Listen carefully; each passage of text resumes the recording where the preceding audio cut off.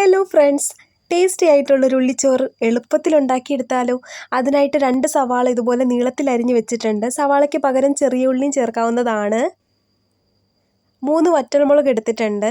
പിന്നെ നമ്മുടെ whole spices, garam masala, അതായത് പട്ട, ഗ്രാമ്പൂ, ഏലക്ക, അതൊക്കെ കുറച്ചെടുത്ത് വെച്ചിട്ടുണ്ട്. പിന്നെ അവസാനം ഇട്ട് കൊടുക്കാൻ വേണ്ടിയിട്ടാണ് മല്ലിയില എടുത്ത് വെച്ചേക്കുന്നത്.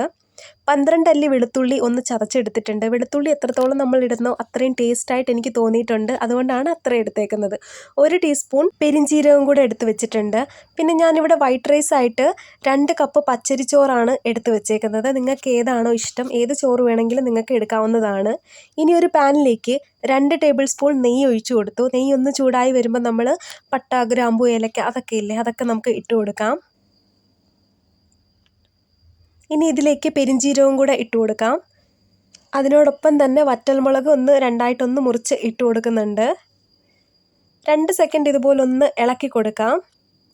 എന്നിട്ട് ഇതിലേക്ക് ചതച്ച് വെച്ച വെളുത്തുള്ളിയും കൂടെ ചേർത്ത് കൊടുക്കാം.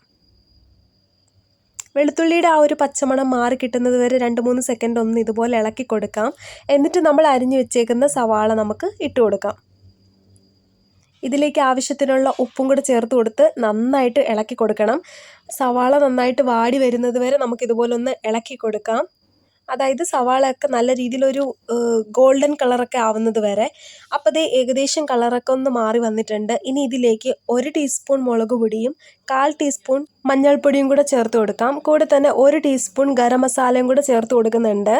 ഈ ഒരു ടൈമിൽ നിങ്ങൾക്ക് വേണമെങ്കിൽ കുറച്ച് കുരുമുളക് പൊടിയും കൂടെ ചേർക്കാവുന്നതാണ്. ഓൾറെഡി മുളക് പൊടിക്ക് എരിവുണ്ടായതുകൊണ്ട് ഞാൻ ചേർക്കുന്നില്ല എന്നേ ഉള്ളൂ.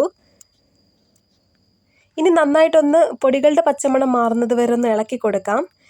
ഇനി ഒരല്പം വെള്ളവും കൂടെ ഒഴിച്ച് കൊടുത്തതിന് ശേഷം ഒന്ന് യോജിപ്പിച്ചെടുക്കണം. ആ പൊടികളും സവാള എല്ലാം കൂടെ ഒന്ന് മിക്സപ്പായി കിട്ടാൻ വേണ്ടിയിട്ടാണ്.